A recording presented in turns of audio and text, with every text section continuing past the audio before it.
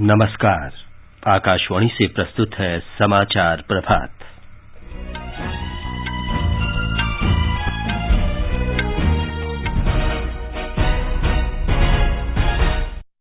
संसद के दोनों सदनों की संयुक्त बैठक में राष्ट्रपति के संबोधन के साथ बजट सत्र आज से शुरू होगा। वर्ष 2021-22 का आर्थिक सर्वेक्षण आज संसद में प्रस्तुत किया जाएगा। सरकार ने बजट सत्र के सुचारू संचालन के लिए सर्वदलीय बैठक बुलाई। प्रधानमंत्री नरेंद्र मोदी आज शाम वर्चुअल माध्यम से राष्ट्रीय महिला आयोग के स्थापना दिवस कार्यक्रम को संबोधित करेंगे। उत्तर प्रदेश में विधानसभा चुनाव के दूसरे चरण तथा गोवा और उत्तराखंड विधानसभा चुनाव के लिए नाम वापस लेने का आज अंतिम दिन। चुनाव वाले राज्यों में प्रचार तेज। प्रधानमंत्री आज दोपहर उत्तर प्रदेश में वर्चुअल रैली को संबोधित करेंगे। भारत से समुद्री उत्पादों के निर्यात में 35% की वृद्धि। पिछले वर्ष अप्रैल से दिसंबर के दौरान 6 अरब 10 करोड़ डॉलर का निर्यात। और राफेल नडाल ने ऑस्ट्रेलियन ओपन टेनिस का खिताब जीता। 21वां ग्रैंड स्लैम जीतकर इतिहास रचा।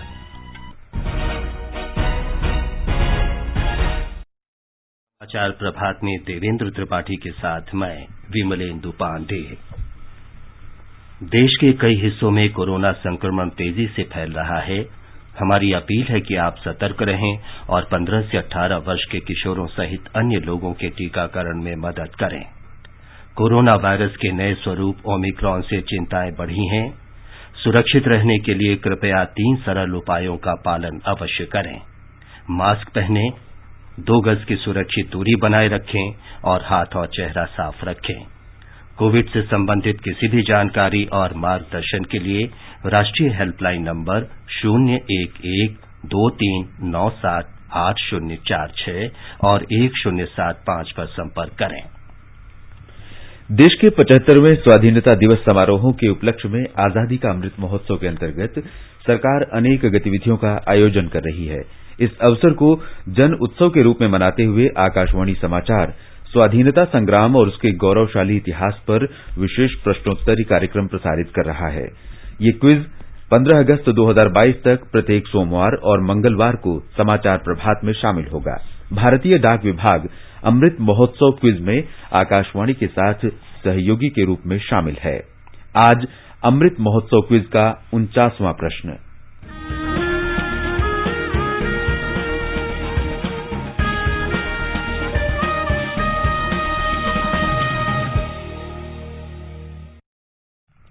आज का प्रश्न है, उस स्वतंत्रता सेनानी का नाम बताएं जिसने गांव-गांव जाकर स्वराज मंत्र का संदेश दिया और जिनकी मृत्यु 1883 में आमरण अनशन के दौरान यमन में अदन के किले में हुई थी।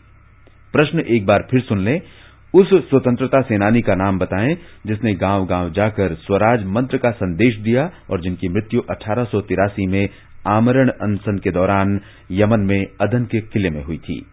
श्रोता अपने उत्तर व्हाट्सएप नंबर 8826546262 पर भेज सकते हैं या हमें इस पते पर ईमेल कर सकते हैं amritmahotsavquiz@prasarbharati.gov.in।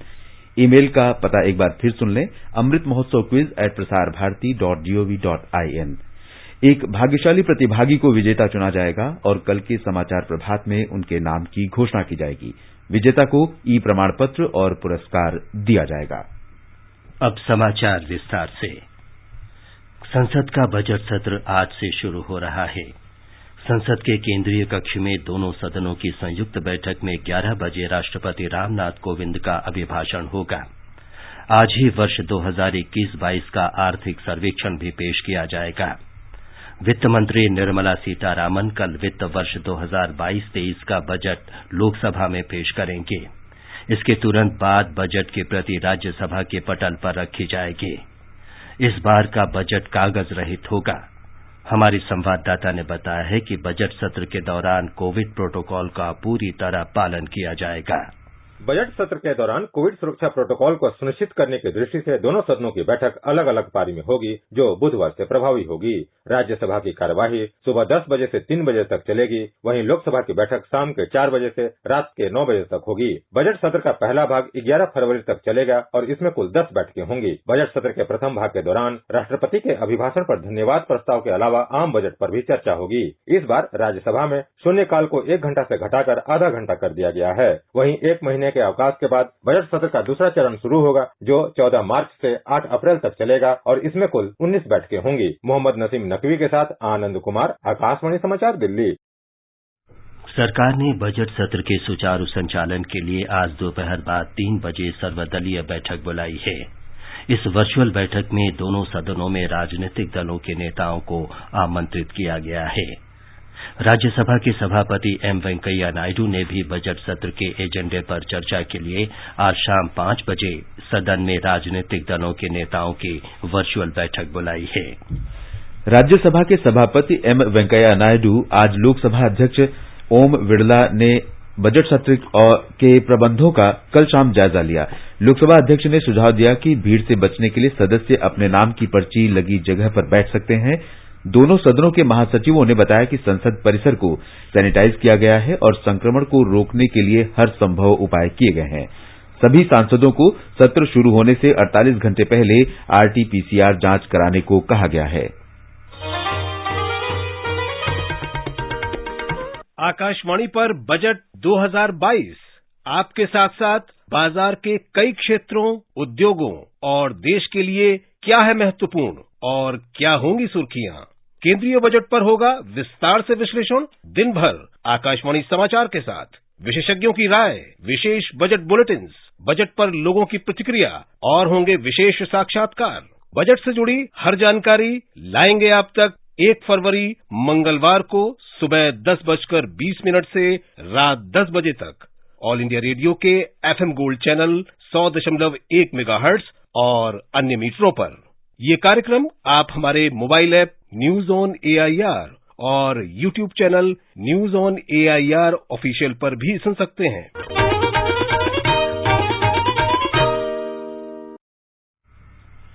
ये समाचार आकाशवाणी से प्रसारित किए जा रहे हैं। समाचार प्रभात में आपका फिर स्वागत है। प्रधानमंत्री नरेंद्र मोदी आज शाम 4:30 बजे वीडियो कॉन्फ्रेंस के जरिए राष्ट्रीय महिला आयोग के स्थापना दिवस कार्यक्रम को संबोधित करेंगे। हमारी संवाददाता ने बताया है कि केंद्रीय महिला और बाल विकास मंत्री स्मृति ईरानी भी इस अवसर पर उपस्थित रहेंगे।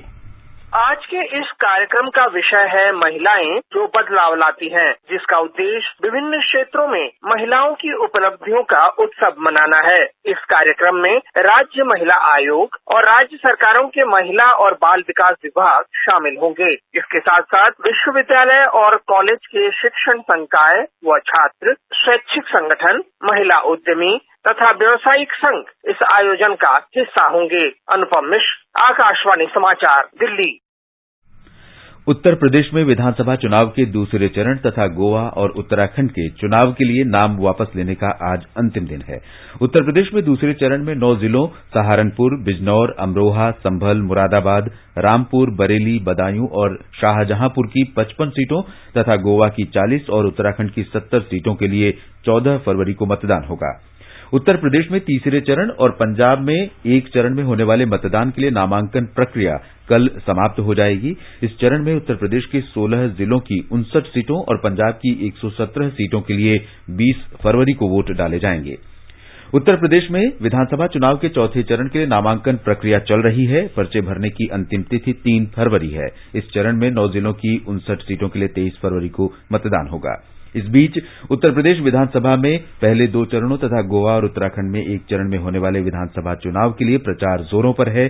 पहले चरण के उम्मीदवारों के नाम तय होने के बाद राजनीतिक दलों के प्रमुख प्रचारक और नेता जनसभाओं में लगे हैं। घर घर जाकर और वर्चुअल प्रचार भी किया जा रहा है। पार्टी के नेता चुनावी रणनीतियों को अंतिम रूप देने के लिए बैठकें कर रहे हैं।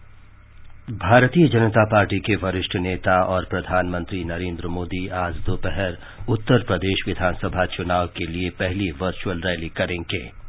हमारे संवाददाता ने बताया है कि प्रधानमंत्री सहारनपुर, शामली, मुजफ्फरनगर, बागपत और गौतम बुद्ध नगर जिलों के मतदाताओं और पार्टी कार्यकर्ताओं को संबोधित करेंगे। चुनाव आयोग के दिशा निर्देशों को ध्यान में रखते हुए भारतीय जनता पार्टी ने इन 5 जिलों की 21 विधानसभा सीटों में 98 जगहों पर इस रैली के सीधे प्रसारण की व्यवस्था की है। लगभग 49,000 लोग इन स्थानों पर सभी दिशा निर्देशों का पालन करते हुए प्रधानमंत्री का भाषण सुनेंगे। प्रदेश के मुख्यमंत्री योगी आदित्यनाथ आगरा से और उप मुख्यमंत्री दिनेश शर्मा लखनऊ से इस रैली में शामिल होंगे। वहीं दूसरी तरफ AIMIM के प्रमुख असदुद्दीन ओवैसी भी हापुड़ जिले की धौलाना सीट पर अपनी पार्टी के प्रत्याशी के पक्ष में चुनाव प्रचार करेंगे। समाजवादी पार्टी के मुखिया अखिलेश यादव के भी आज मैनपुरी जिले की करहल विधानसभा सीट पर अपना नामांकन दाखिल करने की उम्मीद है। सुशील चंद्र तिवारी, आकाशवाणी समाचार, लखनऊ। भारतीय जनता पार्टी के वरिष्ठ नेता और केंद्रीय गृह मंत्री अमित शाह ने कहा है कि गोवा के मतदाताओं को गोल्डन गोवा यानी स्वर्णिम गोवा और गांधी परिवार के गोवा में से एक को चुनना होगा। गोवा में पणजी में चुनावी बैठक में श्री शाह ने आरोप लगाया कि विपक्ष के पास राज्य के विकास की कोई ठोस योजना नहीं है। गोवा विधानसभा की 40 सीटों के लिए एक ही चरण में 14 फरवरी को मतदान होगा। उत्तर प्रदेश में निषाद पार्टी ने विधानसभा चुनाव की 4 सीटों के लिए उम्मीदवारों की सूची जारी कर दी है। निषाद पार्टी सत्तारूढ़ भारतीय जनता पार्टी की गठबंधन सहयोगी है। कांग्रेस ने उत्तर प्रदेश विधानसभा चुनाव के लिए उम्मीदवारों की चौथी सूची जारी कर दी। इसमें चुनाव के विभिन्न चरणों के लिए 61 उम्मीदवारों के नाम हैं। पार्टी ने हाथरस और बिस्वान सीटों के अपने उम्मीदवार बदले हैं। बहुजन समाज पार्टी ने भी चौथे चरण की 8 सीटों के लिए उम्मीदवारों के नाम घोषित कर दिए हैं। सत्तारूढ़ भाजपा के सहयोगी दल अपना दल सोने लाल ने कल फतेहपुर जिले में बिंदाकी से जय कुमार सिंह जैकी को नामांकित किया। श्री जैकी योगी सरकार में मंत्री हैं और इस बार उन्होंने अपना निर्वाचन क्षेत्र बदला है। आगे बढ़ने से पहले एक नजर मुख्य समाचारों पर। संसद के दोनों सदनों की संयुक्त बैठक में राष्ट्रपति के संबोधन के साथ बजट सत्र आज से वर्ष 2021-22 का आर्थिक सर्वेक्षण आज संसद में प्रस्तुत किया जाएगा। सरकार ने बजट सत्र के सुचारू संचालन के लिए सर्वदलीय बैठक बुलाई। प्रधानमंत्री नरेंद्र मोदी आज शाम वर्चुअल माध्यम से राष्ट्रीय महिला आयोग के स्थापना दिवस कार्यक्रम को संबोधित करेंगे। उत्तर प्रदेश में विधानसभा चुनाव के दूसरे चरण तथा गोवा और उत्तराखंड विधानसभा चुनाव के लिए नाम वापस लेने का आज अंतिम दिन। चुनाव वाले राज्यों में प्रचार तेज। प्रधानमंत्री आज दोपहर उत्तर प्रदेश में वर्चुअल रैली को संबोधित करेंगे। भारत से समुद्री उत्पादों के निर्यात में 35% की वृद्धि। पिछले वर्ष अप्रैल से दिसंबर के दौरान 6 अरब 10 करोड़ डॉलर का निर्यात। और राफेल नडाल ने ऑस्ट्रेलियन ओपन टेनिस खिताब जीता। 21वां ग्रैंड स्लैम जीतकर इतिहास रचा।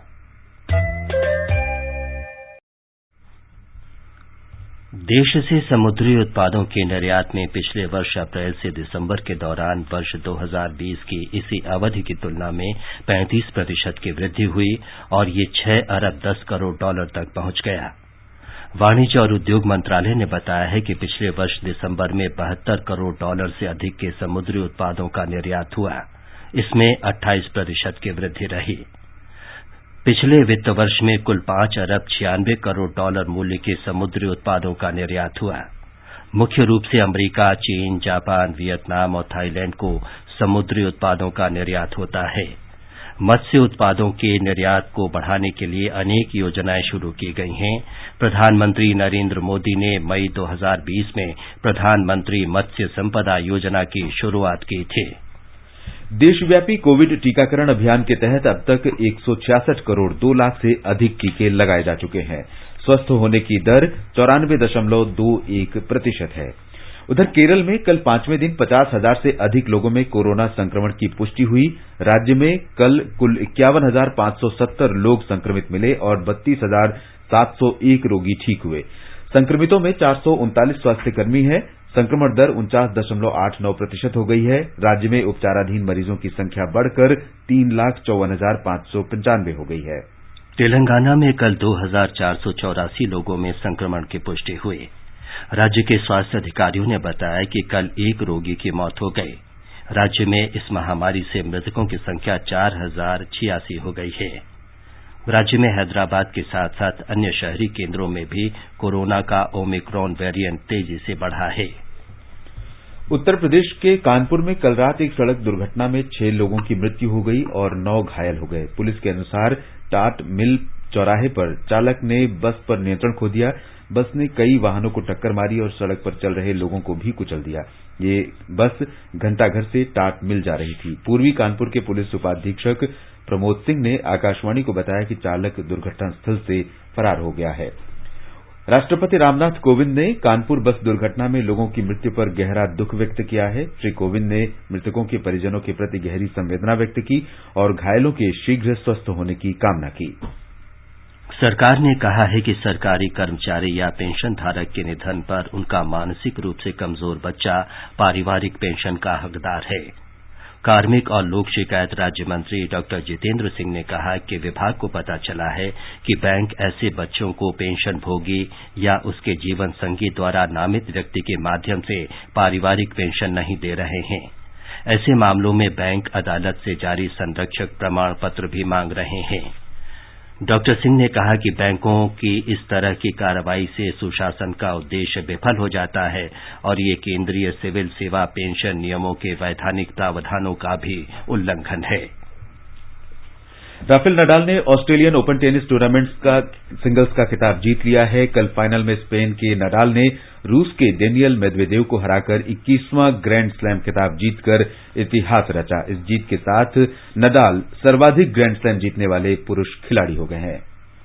आकाशवाणी समाचार की विशेष प्रस्तुति धरोहर में स्वतंत्रता आंदोलन के उन भाषणों, नारों और कविताओं से नई पीढ़ी को परिचित कराया जाता है जिन्होंने आजादी के दीवानों में उत्साह का संचार किया था।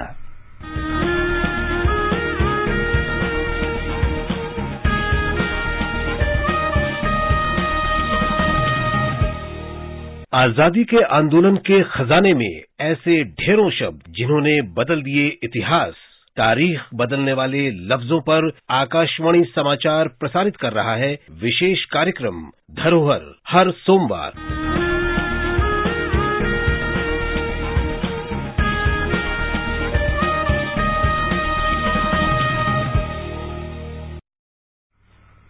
आजादी के अमृत महोत्सव के अंतर्गत आइए अब सुनते हैं आकाशवाणी की विशेष प्रस्तुति आजादी का सफर।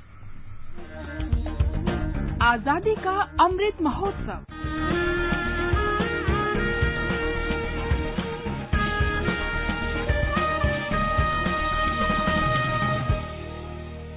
आजादी का सफर आकाशवाणी के संग एक राष्ट्र का जन्म। भारत का शानदार स्वाधीनता संघर्ष आधुनिक विश्व के महानतम संघर्षों में से एक है। आकाशवाणी से हम आपके लिए प्रतिदिन ला रहे हैं इस शानदार संघर्ष की एक झलक। मेरे भारत के कंठहार तुझको शत शत वंदन बिहार।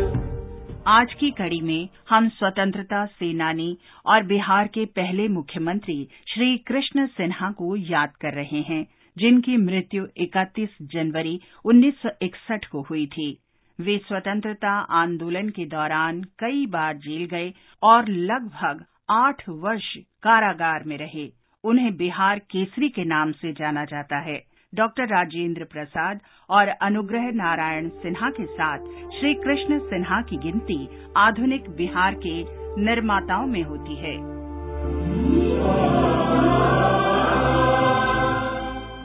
श्री कृष्ण सिन्हा का जन्म 21 अक्टूबर 1887 को बिहार के शेखपुरा जिले में हुआ था। उन्होंने कानून का अध्ययन किया और 1915 में मुंगेर में वकालत शुरू की। महात्मा गांधी से प्रभावित होकर 1921 में असहयोग आंदोलन में भाग लेने के लिए उन्होंने वकालत छोड़ दी। 1930 में उन्होंने गढ़पुरा में नमक सत्याग्रह में महत्वपूर्ण भूमिका निभाई।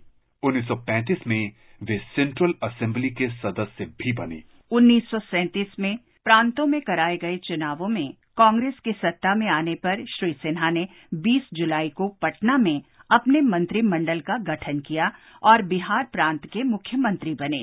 राजनीतिक कैदियों की रिहाई के मुद्दे पर गवर्नर से असहमति को देखते हुए उन्होंने अपने सहयोगी अनुग्रह नारायण सिन्हा के साथ त्यागपत्र दे दिया। तत्कालीन गवर्नर को सेलुलर जेल से कैदियों की रिहाई की मांग माननी पड़ी और बिहार पट्टेदारी अधिनियम में किसानों के हितों के अनुरूप सुधार किए गए। इसके बाद उन्होंने फिर से अपना पद संभाल लिया, परंतु 1939 में देश के लोगों की सहमति लिए बिना भारत को द्वितीय विश्व युद्ध में शामिल करने के सवाल पर सभी कांग्रेस मुख्यमंत्रियों के साथ श्री सिन्हा ने भी फिर से त्यागपत्र दे दिया। तू बापू की है कर्मभूमि, धरती का नंदन वन बिहार। उनके साहस से प्रभावित होकर 1940 में गांधी ने उन्हें बिहार का प्रथम सत्याग्रही बताया। 1942 में जब भारत छोड़ो आंदोलन शुरू हुआ तो उन्हें 10 अगस्त को गिरफ्तार कर लिया गया। गंभीर रूप से बीमार होने के बाद उन्हें 1944 में हजारीबाग जेल से रिहा किया गया। वे भारत की संविधान सभा के सदस्य थे। सिन्हा जाति व्यवस्था के कट्टर विरोधी थे। उन्होंने बैजनाथ धाम मंदिर देवघर में तथाकथित पिछड़ी जातियों के प्रवेश आंदोलन का नेतृत्व किया, जो समाज के उत्पीड़ित वर्गों के उत्थान और सामाजिक सशक्तिकरण के प्रति उनकी प्रतिबद्धता को दर्शाता है। द्वितीय विश्व युद्ध की अवधि को छोड़कर श्री कृष्ण सिन्हा ने 1937 में पहले कांग्रेस मंत्रालय के समय से लेकर 1961 में अपनी मृत्यु तक बिहार के मुख्यमंत्री के रूप में काम किया। आकाशवाणी इस महान राष्ट्रवादी को प्रणाम करता है।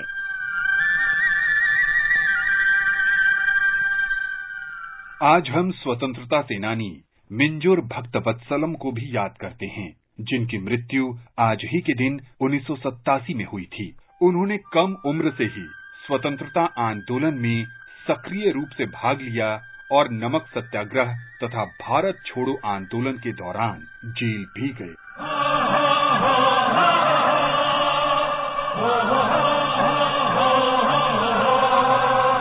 भक्तवत्सलम का जन्म 9 अक्टूबर 1897 को मद्रास प्रेसिडेंसी में हुआ था। वे स्नातक स्तर की पढ़ाई के दौरान भारतीय स्वतंत्रता आंदोलन में शामिल हुए। बाद में वे भारतीय राष्ट्रीय कांग्रेस में शामिल हुए और 1922 में मद्रास प्रांतीय कांग्रेस कमेटी के सदस्य बन गए। भक्तवत्सलम ने इंडिया नामक दैनिक समाचार पत्र शुरू किया। वेदारण्यम में नमक सत्याग्रह के दौरान वे घायल हो गए थे। उन्हें 1932 में भारत के स्वतंत्रता दिवस समारोह के आयोजन के लिए गिरफ्तार किया गया था और उन्होंने 6 महीने जेल में बिताए।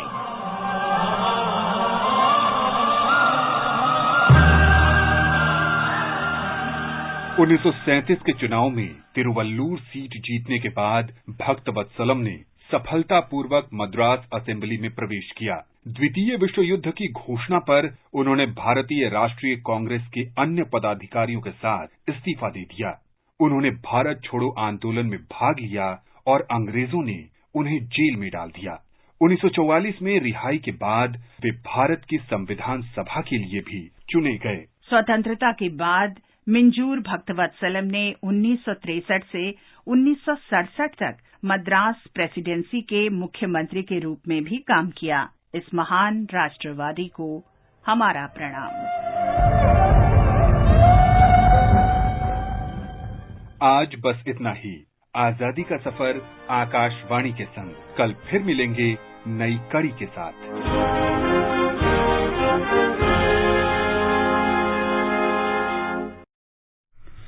आजादी का अमृत महोत्सव के लिए सभी उपभोक्ताओं को शुभकामनाएं। हॉलमार्क सोने की शुद्धता सुनिश्चित करता है। हमेशा हॉलमार्क वाले सोने के आभूषण खरीदें। उपभोक्ता संबंधित किसी भी शिकायत के लिए कृपया राष्ट्रीय उपभोक्ता हेल्पलाइन के टोल फ्री नंबर 14404 पर संपर्क करें। उपभोक्ता मामले विभाग, भारत सरकार द्वारा जनहित में जारी। जागो ग्राहक जागो। और अब एक नजर आज के मौसम पर। राष्ट्रीय राजधानी दिल्ली में तेज हवाएं चलने के आसार हैं। मुंबई और कोलकाता में आसमान साफ रहेगा। चेन्नई में बादल छा सकते हैं। उत्तर में श्रीनगर, मुजफ्फराबाद, जम्मू और गिलगित में बादल छाए रहेंगे। पूर्वोत्तर में इम्फाल, शिलांग, आइजॉल, ईटानगर, कोहिमा और गंगटोक में आंशिक रूप से बादल छाने की संभावना है। ये समाचार हमारी वेबसाइट newsonair.gov.in/hindi पर भी उपलब्ध हैं। देवेंद्र, बताएं कि आज के समाचार पत्रों में क्या विशेष है। जी विमलेंदु, जम्मू कश्मीर में सुरक्षा बलों की कार्रवाई, कुछ अखबारों की बड़ी खबर है। अमर उजाला की सुर्खी है, घाटी में दोहरी मुठभेड़ में जैश सरगना, पाकिस्तानी समेत 5 आतंकी ढेर। सुरक्षा बलों को बड़ी कामयाबी, अनेक आईईडी हमलों और कश्मीरी युवकों को आतंकी बनाने में शामिल था सरगना जाहिद। संसद का बजट सत्र अखबारों की बड़ी खबर है। जनसत्ता का कहना है, हंगामे के आसार। वित्त मंत्री निर्मला सीतारमण वर्ष 2021-22 का आर्थिक सर्वेक्षण पेश करेंगी। दैनिक जागरण लिखता है, विकास दर के साथ ही रोजगार, महंगाई और विनिवेश की स्थिति का पता चलेगा। बजट में होने वाली घोषणाओं का भी मिलेगा संकेत। राजस्थान पत्रिका की टिप्पणी है, वोट और वायरस की दोहरी चुनौती, थैली खोलेगी पर जेब भी टटोलेगी सरकार। स्वास्थ्य और रोजगार पर खर्च बढ़ाएगी, रोजगार देने वाले सेक्टर पर होगा जोर। कोरोना संक्रमण पर हिंदुस्तान दावा शीर्षक से लिखता है, कोरोना की तीसरी लहर खत्म होने की ओर। सरकार ने कहा 4 फरवरी तक केस कम रहे तो तीसरी लहर का अवसान मान लेंगे। पिछले 6 दिन से स्वस्थ होने वाले मरीजों की संख्या संक्रमित लोगों से ज्यादा। उधर राष्ट्रीय सहारा लिखता है, देश में एक दिन में 2,34,000 नए केस, 893 मौतें। देश के 75% वयस्कों को लगी वैक्सीन की दोनों डोज। प्रधानमंत्री ने इस उपलब्धि के लिए लोगों को बधाई दी। दैनिक जागरण की खबर है, कनाडा में कोरोना रोधी टीकाकरण के नियम के विरोध में हजारों लोगों ने संसद घेरी। प्रधानमंत्री जस्टिन ट्रूडो ने सपरिवार छोड़ा। बुलेटिन समाप्त होने से पहले अमृत महोत्सव क्विज का आज का प्रश्न एक बार फिर सुन लीजिए।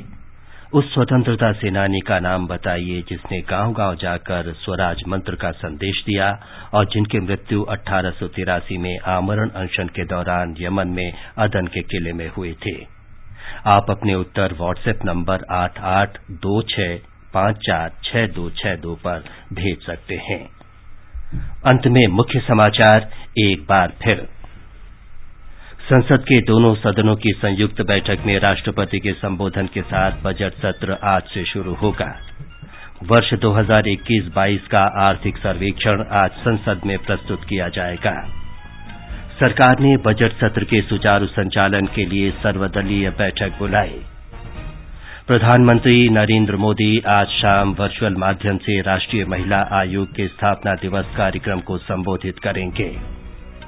उत्तर प्रदेश में विधानसभा चुनाव के दूसरे चरण तथा गोवा और उत्तराखंड विधानसभा चुनाव के लिए नाम वापस लेने का आज अंतिम दिन। चुनाव वाले राज्यों में प्रचार तेज। प्रधानमंत्री आज दोपहर उत्तर प्रदेश में वर्चुअल रैली को संबोधित करेंगे। भारत से समुद्री उत्पादों के निर्यात में 35% की वृद्धि। पिछले वर्ष अप्रैल से दिसंबर के दौरान $6 अरब 10 करोड़ का निर्यात।